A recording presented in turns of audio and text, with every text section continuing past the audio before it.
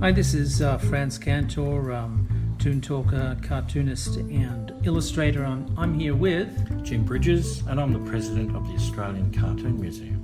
Today we're doing another a book bite, which is like a book review. We're doing it on Walter T. Foster's animation books, actually.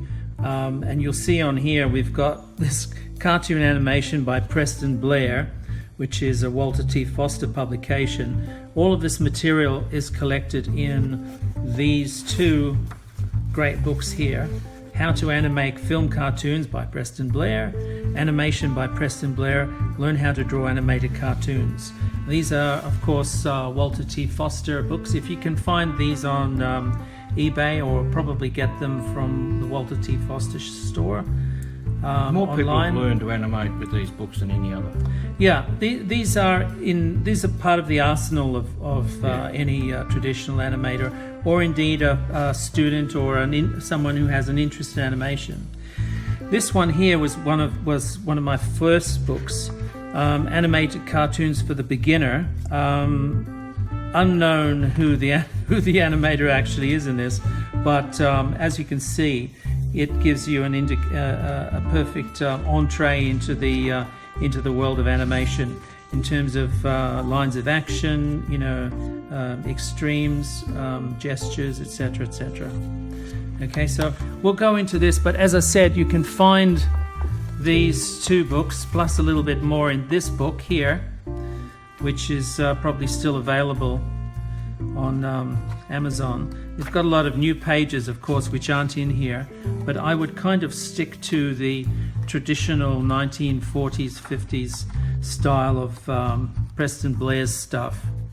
That is actually you can't go wrong with these basics. You can't. Well, yeah. So, I mean, what can I say? We'll go into that in a sec, but basically, let's start with Animated Cartoons for the Beginners. Okay, a Walter T. Foster publication. So over here you've got a sort of what would this be, like a 1940s bear type character? Yeah. Very Terry Toon style. Yeah. Very soft curves and things. So as with everything in your life, in your drawing life, you start with very simple shapes, and then you extrapolate details onto that.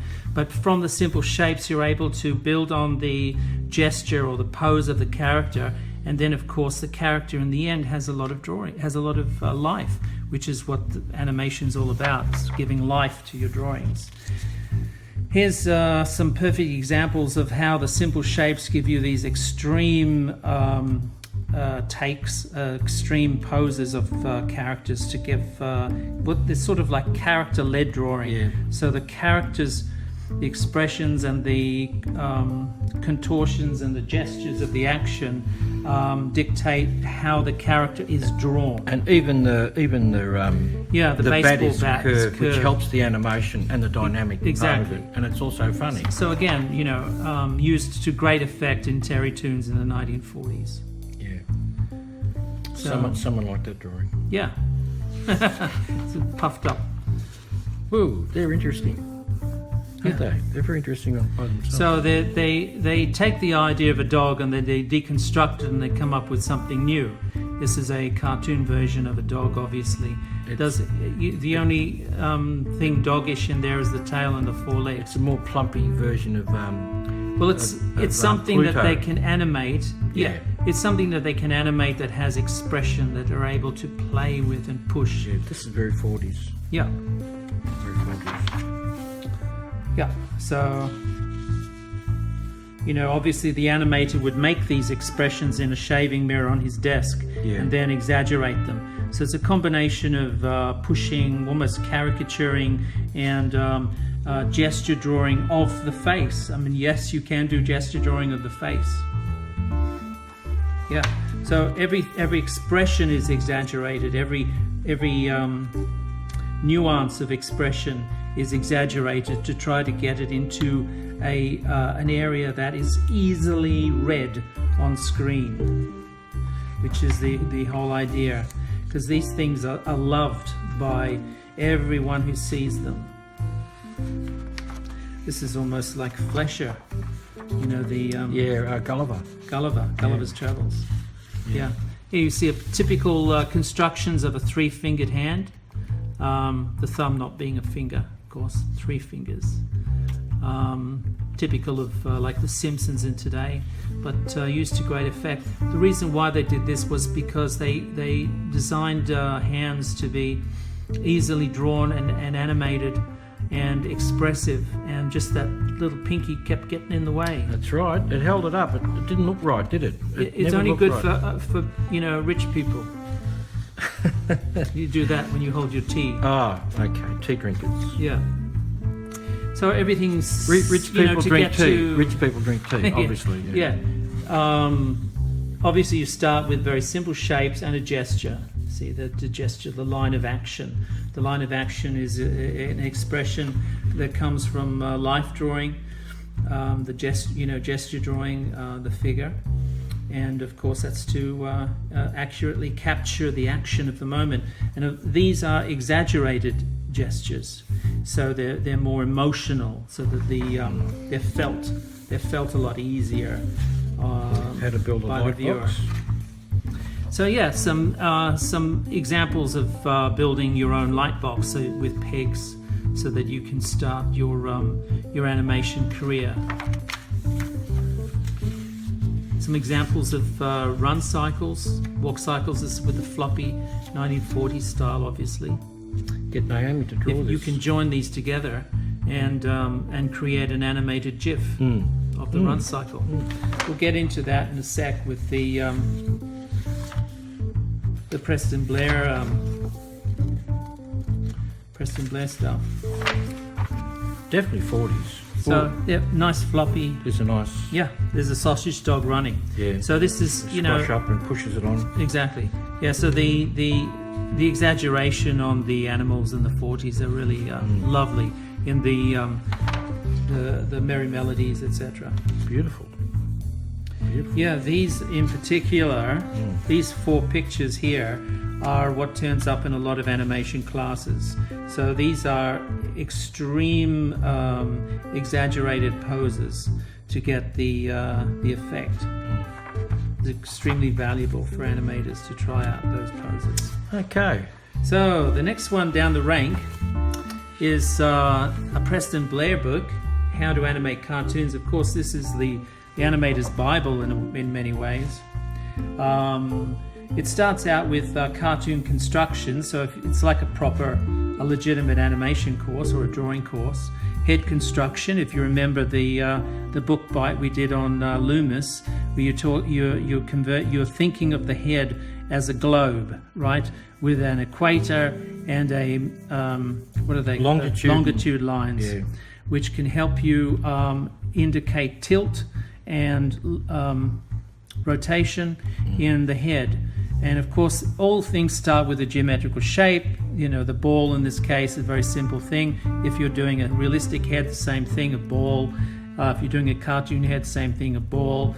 And then you just add features on top of it, the nose and the ears and the cheeks and the jowls, etc. Okay, very, very quickly. These are very sound principles. You must, if you like drawing, this is the book for you. If you like comics, this is the book for you. If you like cartoons, this is the book for you. What about if you like animation? Well, this is the book for you. Okay. There's sketching, shorthand, using geometry, the use of joints. These are principles that you design for life drawing. Obviously, it's exaggerated slightly for animation purposes, for cartoon purposes here, to great effect. So this gives you the architecture of the character, and then the volume, and then obviously the distinctive attributes of the character. It's almost like caricatured, animals, caricatured tigers, etc. Lovely pages. Yeah. So beautifully designed. Yeah. So again, this is a beautiful example of a take, right, where the character, does a take at the end, and it's an extreme reaction shot. Animating with poses extremes. This is about the rhythm of characters. When characters walk, they create this rhythm. Their head bops up and down, okay? And you can see it over here, right? So try to think of rhythm in terms of pacing for animation. They like you to use things like metronomes, for example, to get your head around the idea of rhythm. Straight ahead and rhythm animation. Rhythm is extremely important in animation. This was from Red Hot Riding Hood, which is a Preston Blair animated Tex Avery cartoon. Yes, Tex Avery, yeah. Yeah. Where the wolf went nuts. Yeah. Yeah. And the timing and pacing. Again, timing and spacing, there's a metronome. So timing and spacing for animation, you must read this. I know it's boring to read little ants on a page, but this is very, very important. Storyboarding for animation, and this is an example, just a small cutaway of a timing sheet, an animator's timing sheet. So everything is there for you. It's all ready to rock and roll. As I said before, you can turn this into an animated GIF. A lot of people trace these characters and then put their own characters over these positions, and they're able to then get their characters walking in about 1 hour. So that's how fast it is. That's how good this walk cycle is, and it's right there for you. There's a walk, a double bounce walk, a strut, sneak, and a skip. And you can see where the head positions are, right? The sine wave. That's very important. It gives you the rhythm. When did computer animation first come in? I'm not exactly sure when they started using it for this, but it would be around the late 80s. Foreshortening. That's the hardest type of drawing to do. It is hard, but perspective for drawing figures, whether they be realistic or cartoon, you have to encapsulate them into this box. It's very easy to apply perspective laws, 1-point and 2-point perspective, and even 3-point perspective on a box. If the box contains the figure, then hey presto, your figure is distorted according to the laws of perspective. Oh, so it's not just think outside the box, think inside the box. No, this is thinking inside the box. Yes. There's also here, which is tubular dude. Yeah. These tubes, right? When you think of tubes like legs and much arms better than sausages. Much better than sausages. Don't even mention the word sausages. Tubes are a lot better. True geometry. Sausages are not geometry. Oh, and hands. Oh yeah. My God. Two things that people hate drawing when they start to draw. Hands are one, faces are another. Well, this book will help you get through a lot of the problems that you have with faces and hands. So don't think of hands as being hard. Think of hands being, very simple shapes, and then you add the detail to them. There's another timing sheet. Expressing an attitude, again, animation is all about life. It's breathing life into your drawing. So the expressions are the leading edge of the process. So all expressions are exaggerated. Look at this. Look at this. It's like, bringing the hand down the face and pulling the face as your hand comes down, pulling the nose, and then probably you've got a whammy on the nose where the nose goes boing, boing, boing, boing, boing, boing, as the hand releases it down there. Fantastic stuff. Dialogue, expression, pointers. Okay, so we've gone through the construction of the head. Now you've gone through the ups and the downs. We're going into what would you call these? These are sort of like bounces, just little spacing bounces. This is all about talking. So the dialogue expressions. So they're quite different ways. You just don't change the mouth. You have to change the eyes and all that sort of stuff depending on what you're saying. Yeah. Well, usually in animation, it's not a matter of animating each mouth shape. It's not a matter of animating each letter in the word. It's a matter of animating the guts of the word. Yeah. So over here you have all of the boys caught a fish, but you don't animate A-L-L-O-F-T in all of these mouth shapes. No. All you do is ol, so you need a O shape and the L shape, and then an A and a V shape, av, and then this the T and the H is put together as a t, and then with the t, boys. Yeah. So boys is the O and the I is joined together as one mouth shape, and you go boys, z, right? So there you go. Looks pretty complicated, but once you Well, get it's not. It's very no, simple but when once you you think get about into it, it's a simple language. Yeah. Yeah. This is lovely. So this is understanding how comparative anatomy works between humans and animals, And and especially how you movement, can get a yeah. handle on animating animals, drawing animals and animating animals. Yeah. Very, very important, because it doesn't matter whether they're realistic dogs and cats and horses, etc., or cartoony. They all have. You have to obey the law of anatomy. Yeah. Gravity, and it has to work. Yeah. If it doesn't work, it takes away from the story, and therefore it's no good. Composition and staging. Composition is very important, whether it's a Renaissance painting, Yeah. or whether it's a cartoon or anything in your life. Yeah. What it actually means is clear staging. Staging, composition and animation is slightly different, because of that, the camera's moving, the characters are moving, so the paintings are alive, right? So what does staging do? Staging is sort of this melodramatic exaggeration of poses, so that you can clearly understand what's happening here. It's So visually these telling a characters story are- as well. That's why it's important. Yes, by almost using pantomime. Yes. Yeah. So over here, also part of the idea of clear staging in animation is the concept of the silhouette. The silhouette is, if you imagine what you've drawn on screen or on paper here, if it had no color cues whatsoever, if it was just like behind a sheet, like in a shadow puppet play, right? You've got to clearly understand what the hell is going on. So here, this is the example of good staging in silhouette. As you can see, the duck is pulling the rabbit out of the hat. This is an example of bad staging in silhouette.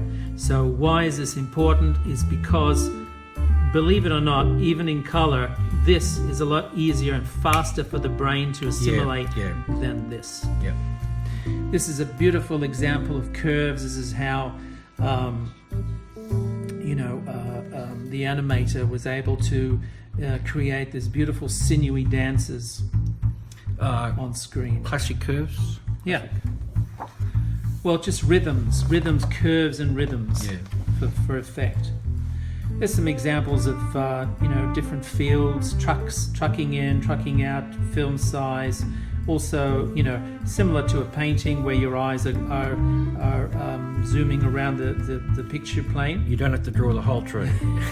Well, it's explaining to you layers, the idea of layers. So you're animating in between layers, which gives it a level of interest. Ooh, lovely pages. Yeah, so here again, like the girls, drawing of the girls, rhythms are very, very important.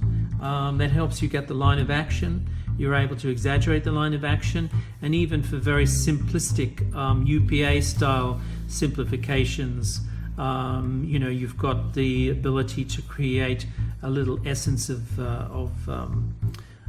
rhythm. Owls, if you can imagine owls, because they don't have hands or arms, they don't have knees or muscles on the legs in any classic sense. They sort of have knees. Well, kind of, but very difficult to imagine trying to animate. This is quite a lot of work has gone into simplifying the owl and getting it to a stage where they can then understand and express that in animation. Using the owl's its fingers here. Often feathers are used as fingers to gesticulate, to make points. Balance and tilt in movement, gives a impression of action. So Going down. yeah, it's a center of balance. Center of balance. This is the most important aspect of the center of balance, which is the center of pivot. So no matter, this is a figure in contrapposta, where the line of the collarbone is the collarbone is opposing the angle of the hips. So that's contrapposta, right? So that is emphasized by the axis. Yeah. So the axis, you imagine the axis tilting for action, Yep. and in standing the axis is straight down. But it also, you can imagine a central axis here, Yeah. so that the amount of mass on the right is equally to the amount of mass on the left. Otherwise, it just doesn't balanced look right. somehow. It doesn't look right, and it holds up the, Yeah, holds up the story. yeah. This is arcs, using arcs for runs, for example, because you're obviously jumping, leaping up and down. So remembering where the arcs are, particularly helpful for 3D animation, where arcs make a very pleasing movement on screen. And can you want to Here's talk an about the example wave of a principle? wave principle. Waves are very important, for reeds and for things that have a flowing effect. a flowing effect. Yeah. Yeah. Yeah. But also, hands, flopping hands, Yeah. papers, hats. The man's body on the horse. Yeah. So that's Even how when the he's falling off, flopping- look, the yeah. hat sort of. Yeah. Delayed secondary actions. So there's an example of secondary actions, and example of anticipation or reactions. So He's going to do a bit of reaction pretty soon, isn't he? well, anticipation in animation is the build-up. It's Yeah. the sort of the stored action, the stored energy. Yeah. So it's like the drawback. That's the anticipation of what's going to happen. He's drawing the fist back over here, right over here. He's drawing the fist back and then lets loose. So over here, your brain says he's going to hit the guy. And shoots right back, bang. Yeah. Yeah. So fast action is often exaggerated Speed with the lines. use of speed lines or symbols, zip lines, Yep. etc. Clouds of conflict, clouds of action. Weight is very important. You've heard about bouncing balls, in animation, to get the concept of weight, which is deforms the object or deforms the character. So that's where you get true, squash and stretch. He's a classic section from Fantasia. I don't know if it's actually from Fantasia. It is, yes, It is. it's Fantasia. Oh, Walt Disney, there you go. Yep. Yeah. That's when Twitter painting. this is the scene that's very funny because he Yeah. holds that weight up, and then of course he starts to tremble, and the whole thing comes crashing down. It's very funny. Right, well that's the first book. The second book, Preston Blair, learn how to draw animated cartoons. Let's rush through this one here. Got the construction of the head, which is very valuable. Both books are very valuable, and of course both books are reflected in this tome here with a lot of other extra stuff. But if you're a traditionalist like me, you will love to have this book as well. This is a very simple idea of I don't actually agree with turning the head into an egg. I think you should start with the circle concept and then build constructions over here, like you've got constructions on the circle, on the sphere. The globe is a much more a better idea for you to start constructing rather than thinking of the head as an egg. Perfect example Yeah. there. From the ball, you can get Yeah. anything you ever want. Yeah. Anything you want. Yeah. Okay, so here's an example. In the previous book we looked at squash and stretch. This is squash and stretch on heads. These are expression-led squashing and stretching. So the expression is exaggerated, and that exaggeration determines the amount of squash and stretch is in the expression. They're beautiful drawings, each one. Yeah, each one is a beautiful, beautiful drawing, but comes from very simple constructions, as you can see. Everything comes from the ball. Human teeth. Yeah. Well, the idea of doing dogs in cartoons are traditionally Well, they changed it to when they're anthropomorphic. angry. I know, but when they're angry, they're sharp. They're given They're sharp. dog teeth. Yeah, Yeah, but when they're embarrassed or something, it's true. That's very true. But that's the humorists, the animators. Yeah, well, it's a Gift. perfect example. Look, Yeah, line of action again. We spoke Yeah. about the Staging, so line of action, you have to clearly indicate what's happening. Think of it as a silhouette, and you can't go wrong. Simple construction of figures. See how you start with a ball, a sphere, which has a equator and a longitude line. Position of the eye, so you know what the tilt and the rotation is of the ball. And the balance. And the balance, the line of that. Yeah, the balance. The foot and the... Yep. And start with a stick figure and then fill it out in terms of very simple geometric shapes. Yes, potatoes are a geometric shape. I am one. Yes. So here we go, more potatoes. Love potatoes. So I don't agree with too much use of ovals. Be very careful about that. But here you go, extrapolating, putting attachments to the sphere, and you've got starting out with a gesture into very simple geometrical shapes that you can easily draw, and then from that you just add details. So you've got all of the gesture from the first sketch, the first idea, to the end. And this works for any kind of animal, whether it be a bird, a crow, an ostrich, a duck, vulture, rooster, penguin. Okay, always start with a very simple construction. Check out these. This is where it comes from, folks. Look at that, a ball and a bean, and then you've got a squirrel. Hey presto, magic. This is where animation comes from. This is a beautiful example of the development of the cute character, which is we think of babies being cute.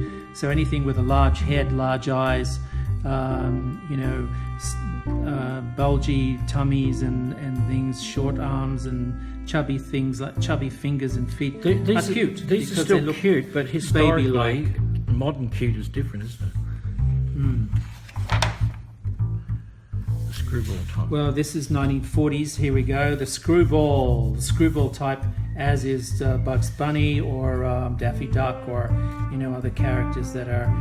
Or screwball. Who was the squirrel in Screwy squirrel. Screwy squirrel. Yeah. Yeah. There you go. So, all constructed from simple shapes. Goofy characters are another trope used in animation. Oh, yeah. Yuck, yuck, yuck. Ooh, what are those meal of them? Yuck, yuck, yuck. And the heavy pugnacious character, the feisty character, the fighter, the bully, right? It's a big chest, but very simple shapes.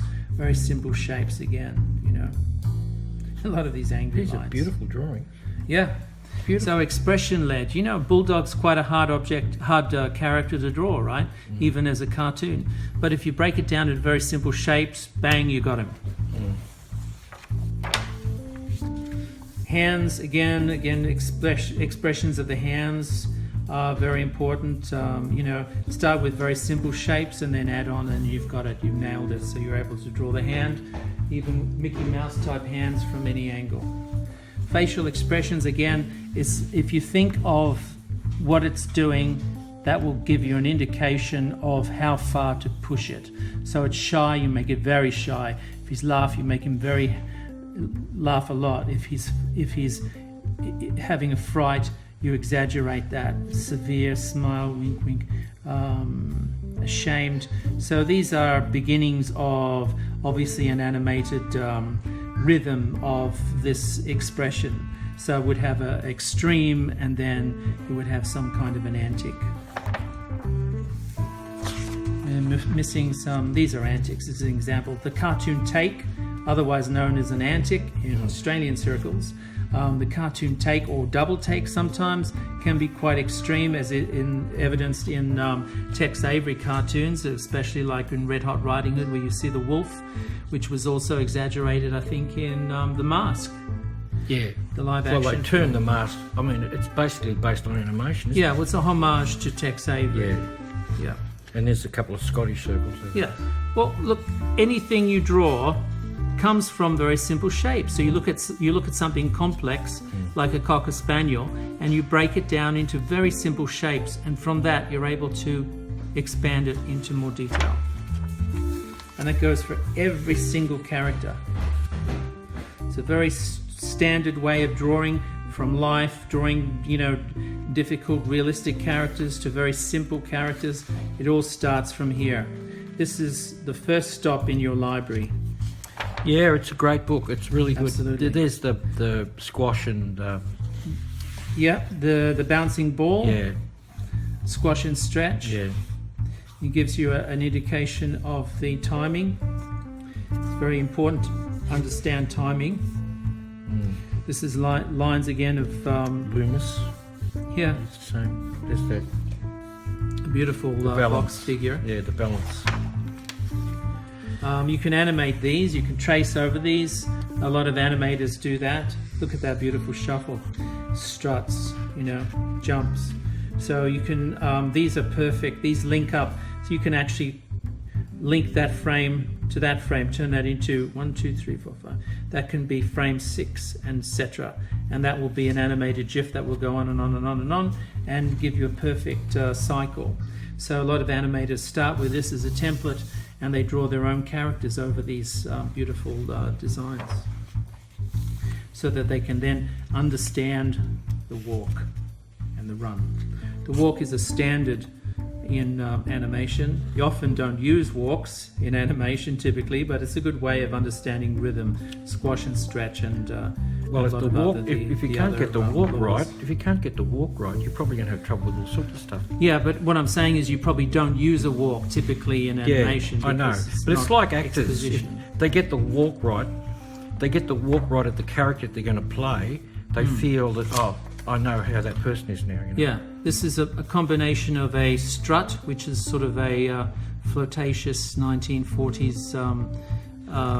What they're not strippers. What are they? Vaudeville? No. Yeah. What are they called? Yeah, the showgirls. Showgirls. Yeah, yeah. So that was obviously from I think Red Hot Riding Hood or one of the other Tex Avery cartoons.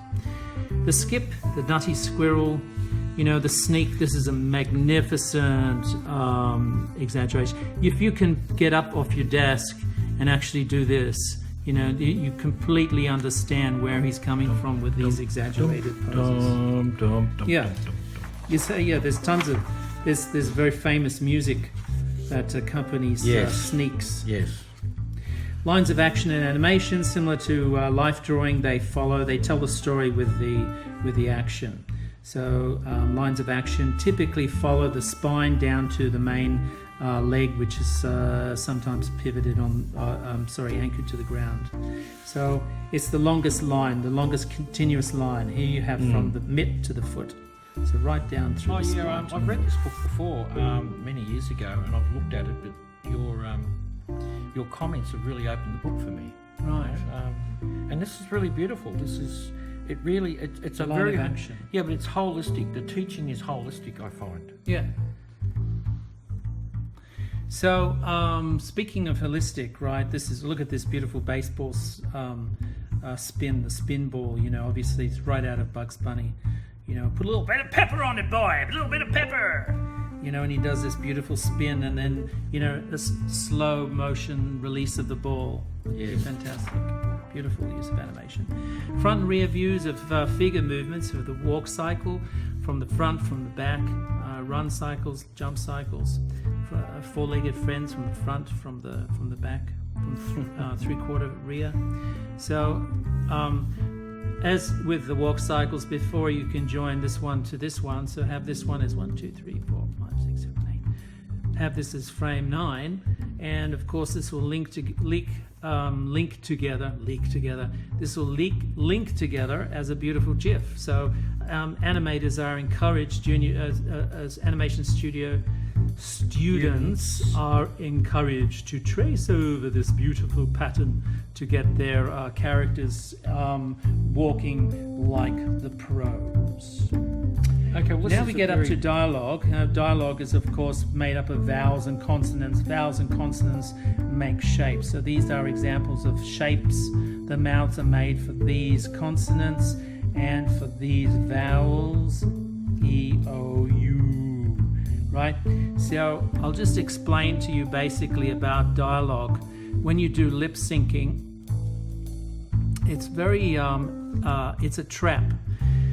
You don't actually lip sync or animate to each and every letter or consonant or vowel in the speech. What you do is not in this book actually. It's in this book, Cartoon Animation. They go into the vowels, as I just said, the consonants, which is right out of this book, right? They give you an indication of how the consonants and vowels would go together to create, "Hello Pete, fine day, isn't it? How are you?"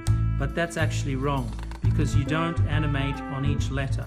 What you do is this: mouth action pronunciation. So if you were to read this, right, and the explanation over here, and of course the timing sheet, which is very, very important over here, you'll get the idea that, see over here, you've got different mouth shapes that are for the guts of the word rather than the actual letters. So over here, all of the boys caught a fish are the words that you're talking, but you don't animate all of the boys caught a fish.